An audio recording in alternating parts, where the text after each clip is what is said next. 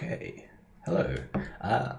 Welcome to this tutorial series. I'm starting with mission 6 because this is the current GP that's active, and I'm going to explain Saustralia in some detail. So I know two routes through Saustralia which are viable, and mission 6 starts the same through both routes, and that's a commando and 3 sappers. So we've spent all 15 of our promotion points from Hogs, and let's get straight into it. The first thing we're going to do is quick equip a jetpack, which is opening the menu, pressing diagonal down, sort of right and down at the same time, and then one extra down press. That's going to get us onto the jetpack icon. Then we can press X. In a submission, you can do this as quickly as possible, because if you mess it up, you can just hit the reset button and start a new video. If it's in a race, you might want to be more careful because the jetpack icon is right next to the hide. Hiding is obviously bad because you can't cancel it, you can't unequip it, you just end your turn. So that's one thing to be careful of in the race. Our first move is to walk forwards until we see like a path, and we're going to go slightly left. I think, yeah, left. If we go just directly forwards, we're going to end up jetpacking way over to the side of the bombardier that we're trying to knock down. The ideal thing is to hit the bombardier onto 3 mines, but this happens 1 in every 20 to 30 times. I'm not really sure how often I get it. But, you know, if we get 2 mines, that's good too. There's a couple of strategies to try and get the kill with 3 mines. And one of them involves knocking the bombardier down the slope really slow, because then the bombardier will tend to go laterally onto another mine rather than back towards the cliff or straight into the center of the map where all your pigs are. Another thing is to try and send the bombardier off to our right as we look at him, because there's lots more places where the cliff is right next to the minefield, so there's more chance that the bombardier will always have enough momentum to fall into a mine. But really, we're just going to jetpack up there and hope, really, because that's all we can do. Yep. So let's get straight into it. So yep, that's the quick equip. Get to this path, or basically that intersection. We're going to unequip. The guy's going down quite slow. Oh, we've got this bug.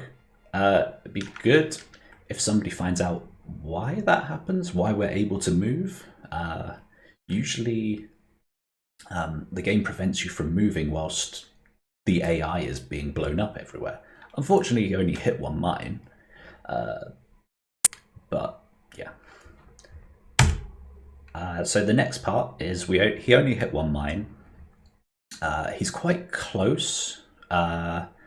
So a TNT is a potential option here, because we can hit the second bombardier diagonally towards that one, and we might end up hitting him back into the minefield again. So that's why I'd potentially go for a TNT here, even though it's slower than the cluster. So I'm going to try both. Double tap down. So I tend to go diagonally. And then I want to be seen by the snipers, so I put my pig somewhere there. So we got a bit of extra damage in that scenario. Put a save state here for the future, but now back to this other move. I just saved over the save state again.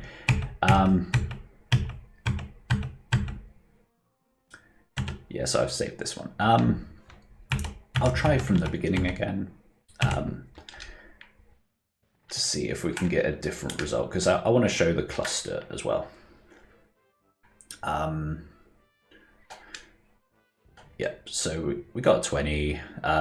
He's going off to the side. He's going to hit another mine, and that's a death. So that would be a great start to this to this run. But I'm recording this tutorial, unfortunately, and I'm not timing.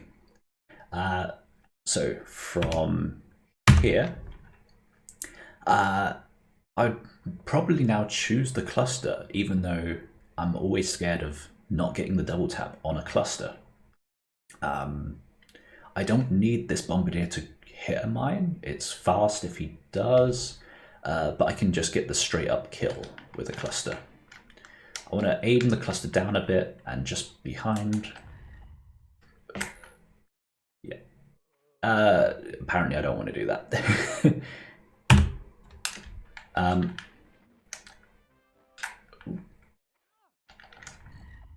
Yeah, this is, as I was explaining, this is why I don't want to do the cluster most of the time, because I'm not very good at clusters.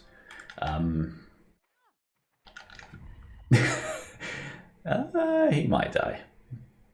No. I thought I would have got this cluster at least once, but apparently no. Part of the thing is the game is lagging quite a lot. Oh, that might be a straight up kill. Okay, we got there in the end. Yep, so whether you cluster on TNT from this point is how reliable you think either one is. This TNT can fail if you don't get this guy onto a slope, because they'll just stop directly. So that TNT is fairly guaranteed. Here. Yeah, if this guy walks around too much, you're probably resetting. But let's get back to here. So this was the save state where the first guy survived. So next step is to find mine jumps. There's one right here where this diagonal piece sort of starts, or just before it ends, but it's possible to jump if you press the jump button at the last moment to jump directly over the mines. From this point, you can then hit this guy back into the mines, and hopefully he hits 2. Next, this was the state where the spy hid straight back in his original spot, which is the best. It's really quick. We just want to go over here, and we're going to put the mine somewhere, anywhere around here really. It doesn't matter too much, it's quite flexible. Because then he's going to hit a mine.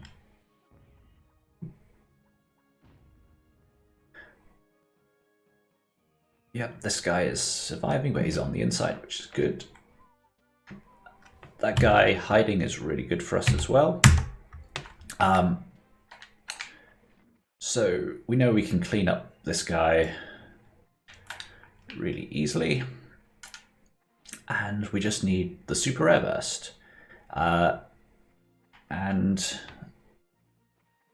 you want to try and find a guide to get you into this mine path. It's right between these two sort of spots. So it's more like this darker spot just above my head right now is my guide. And then we know we can walk around here. There are other darker spots, so be careful that you don't get the wrong one. Here, this next one, let me just pause.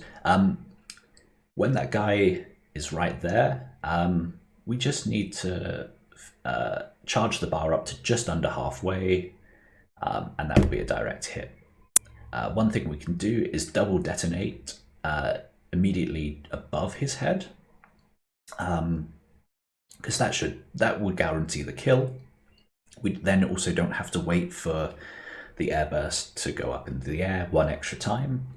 So it's probably the same amount of time as getting the full damage and when the guy instantly sort of explodes. There's always a chance that after a double detonation you can get that as well, so that's the best possible. So yeah, we're going to just charge up to just under halfway.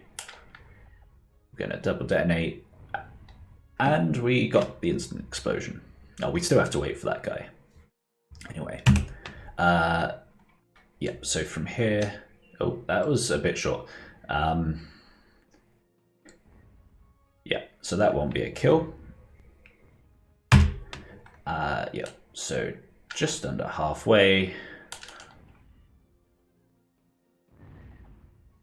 And yeah, okay, I'm getting that instant explosion quite regularly, apparently.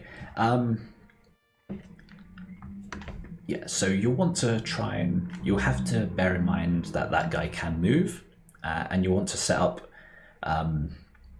like a guide for how much you need to charge the super airburst for each location. Sometimes he can end up just on that ridge, and I think it's just like the orange bar is, no, too short. Yeah, I can't remember. Just after the orange section. That would be if he was there, I think. Up on that mountain, too far, but yeah. He can end up somewhere over here to over there.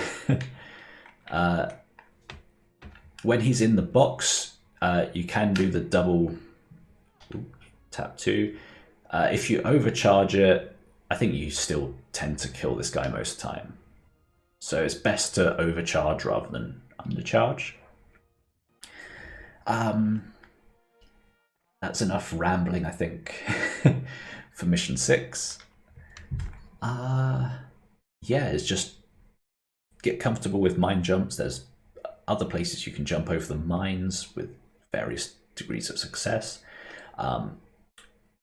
Our commando is pretty much tied up, but the commando is faster, so it's easy to jump over mines. So when practicing mine jumps, make sure you practice with the class that you would expect to jump over mines with. And just hope that you get as much of the RNG on your side as possible in this level, because the snipers can walk around and waste all your time. You can also end up not killing the bombardier at the top. Yeah, that's as much as I want to explain for level 6. So on to level 7.